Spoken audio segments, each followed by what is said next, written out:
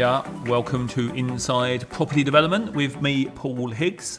And this is one of the weeks where we are answering people's questions. This week it's all about design stuff.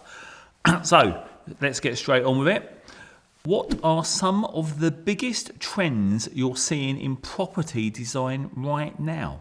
So obviously when it comes to design, there's a couple of different aspects to this. There's obviously how things look and sort of on the outside, and on the inside, but then also how things function. Yeah. So in terms of the how things actually work, how they function, a lot of that's really partly to do with buildability stuff in terms of some of the biggest trends. So I'll probably talk about that in one of the future Q&As when we get into the building stuff. So I'm largely talking about sort of that, perhaps how things look in terms of design trends here. Although it is, to quite a large extent, all influenced by how you've got to build things anyway, particularly around sustainability.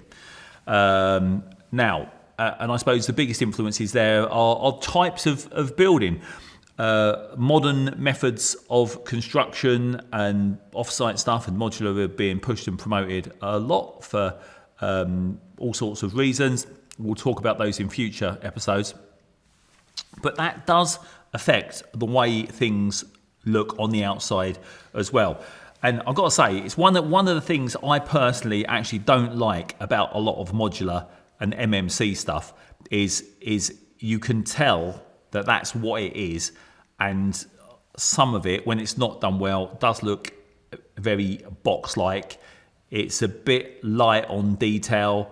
It's not always brilliant. Yeah. So I suppose what some of the biggest design trends I'm seeing in property development right now is things looking differently because they're constructed different, and not always the best in my opinion. That's probably on the sort of downside. On the upside, let's say, because of changes in legislation and planning policy, particularly some of the stuff around building with beauty and design codes and things like that, it is hopefully pushing developers to be much more considerate in terms of what they do and what stuff looks like, because no one wants, I don't believe, no one sensible wants horrible development and things that don't look nice, right? So as a general rule, well, it's interesting actually. I'm jumping about a little bit here. People will obviously, I bang on a lot about SME developers and house builders, basically the smaller guys and girls that really need to be supported and grown in the industry. I actually think they are the ones that are really the most on it when it comes to design and wanting to do good stuff. Partly because I suppose they're typically working on more smaller, niche sites where it's important everywhere, but it's probably even more important on those sites because you're trying much harder to get things to fit in. Now, conversely, you go to the opposite end of the scale where perhaps you've got a 1, 2, 3, 4, 500 unit typical volume house builder site, when those people are going to be using their standard house types most of the time. They don't really want to bespoke or change things about too much because it's just complicated and more costly at some of the time for them. So that stuff tends to still not change as much and look a bit more standard. But of course there are developers, bigger ones included, doing good stuff. Everyone's trying to up their game. So there's definitely some that are a lot better than others. Interestingly, people have heard me talk about Barratt's before. I used to work for Barratt's 20 plus years ago when, to be quite honest, they weren't brilliant. Now, actually, in my opinion, Barratt's are one of the better volume house builders. They do sometimes some all right stuff. Taylor Wimpey that merged Taylor Woodrow and Wimpey many years ago. Before that, Wimpey bought out Langholms, one of my old firms, that also did really good stuff. So I think, Taylor Wimpey are pretty on it for a volume house builder with some, landscaping, placemaking, trying to do some good stuff. So not all the volume house builders are, do poor stuff. There are some that do. Do you know what? Persimmon. Why do I not just fucking name and shame the shit ones, right? Persimmon, not good. Everything that's bad about property development and house building, in my opinion. Whether I can get sued for that, I don't know, but I don't care. So, volume house builders, good ones and not so good ones. Smaller developers, now that is where there is really massive opportunity to push the envelope and create much better, bespokey, well-designed stuff. And a lot of them are doing it. One of the reasons that industry, part of the industry, really needs growing and supporting. Just a quick word to say thank you to our sponsors, LandTech, creators of Land Insight, which is the industry-leading bit of software to help developers find and analyse the potential of real 100% off-market development opportunities. I've been involved in the business for over 10 years now, and if you don't know what it basically does what people like me used to have to do the old-fashioned way, which is hunt around and get together all of the key information that's needed in order to make sensible decisions on the development potential of land.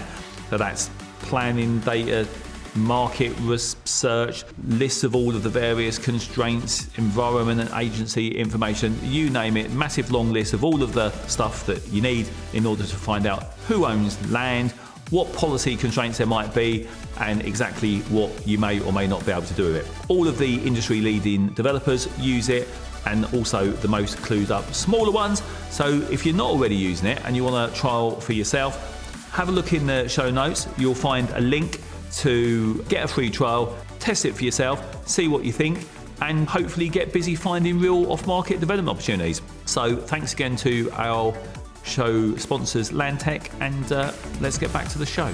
How has the design landscape in the property industry changed over the past decade? Well, that sort of ties into what I've just answered, really. Planning policy is trying to push house building and development to be better in terms of the quality of stuff. That is filtering through. It is working to some extent. And so, the industry is trying to up its game.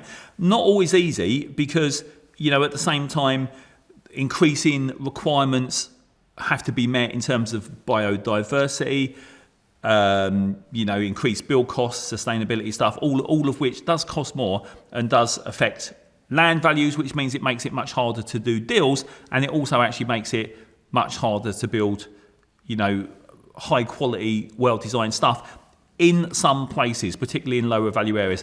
And bear in mind, remember, I'm not some horrible developer that just wants to build cheap rubbish to make maximum profit. In fact, I'm the complete opposite, really. I'm much rather focused on doing good stuff and making a little bit less profit. But stuff has ultimately, at the end of the day, got to be viable. Yeah.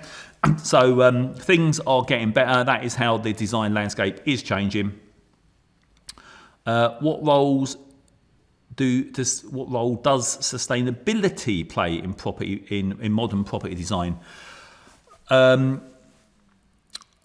Big, I suppose. I've talked earlier about how things are constructed. Modular, panelised, Cat 1, 2, 3, 4, 5, maybe stuff that you're familiar with. How buildings get put together obviously affects how they look. That is largely, a lot of it's driven by sustainability. And then, of course, when it comes to, trying to meet net zero targets and stuff like that, that typically is going to mean solar panels. Buildings are going to look different. How much glass they might have in them, how big the windows are. All of this stuff, when you get into the detail, does affect design. So it's one of the real sort of things we're all juggling with in the industry, really, is like, how do you balance up all of these things?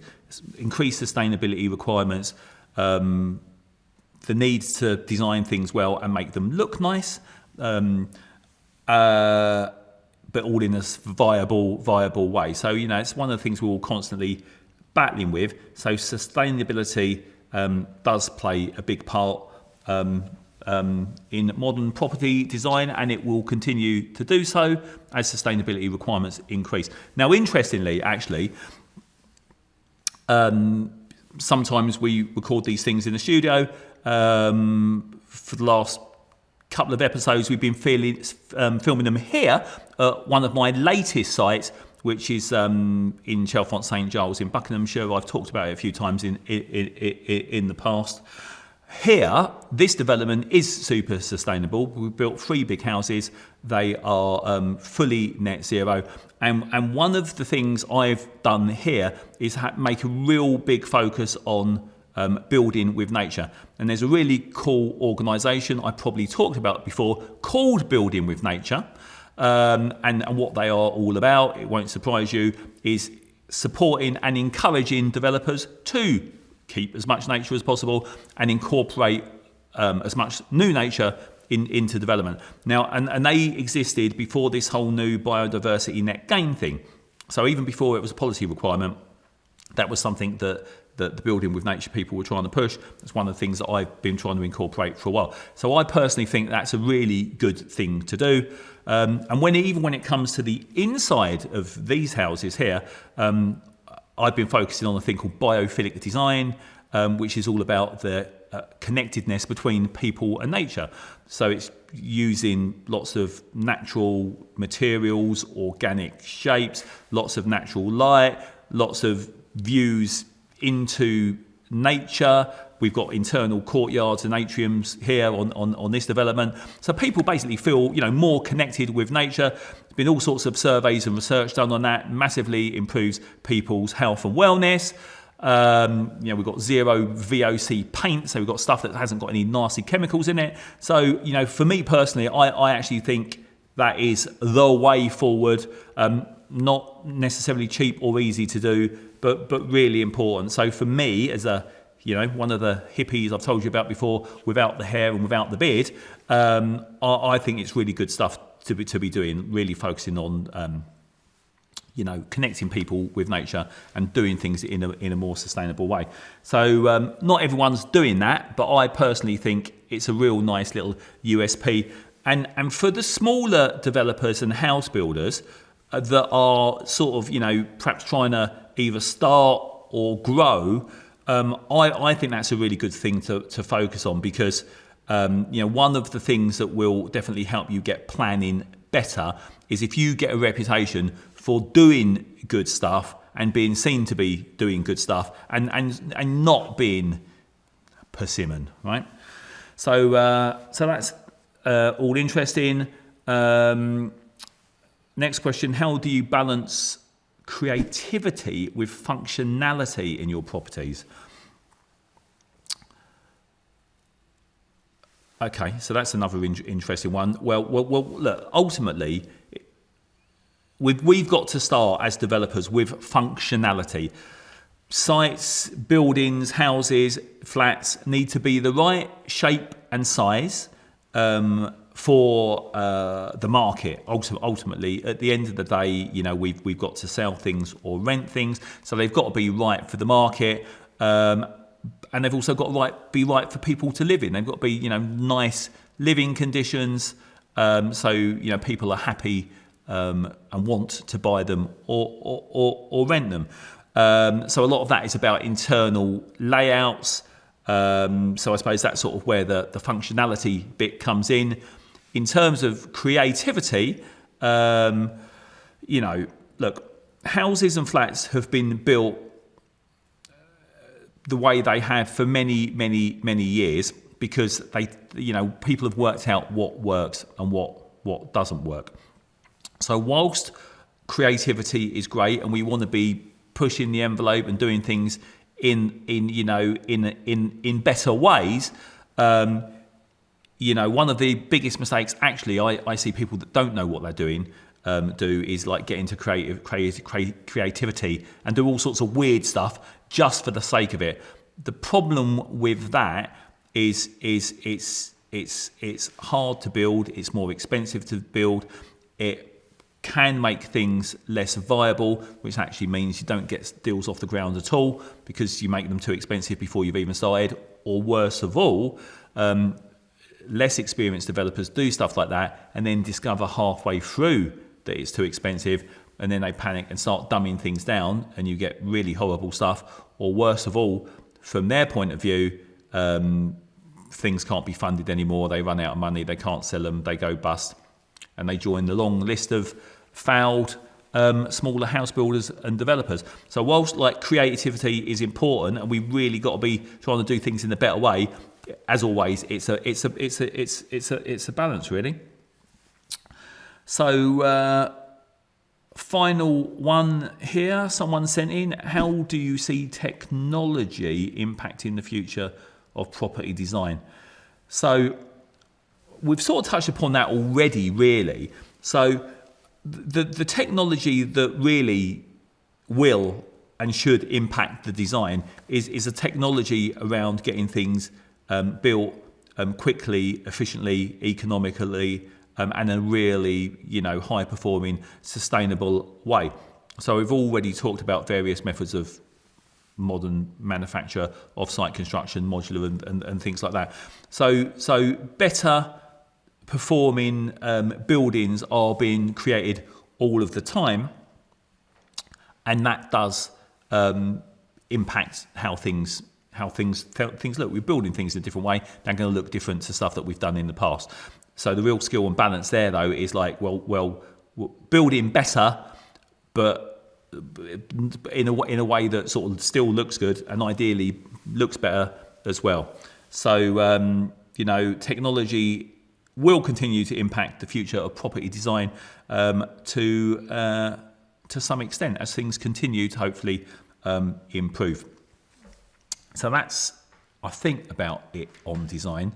So I've been sort of like jumping about a bit all over the place.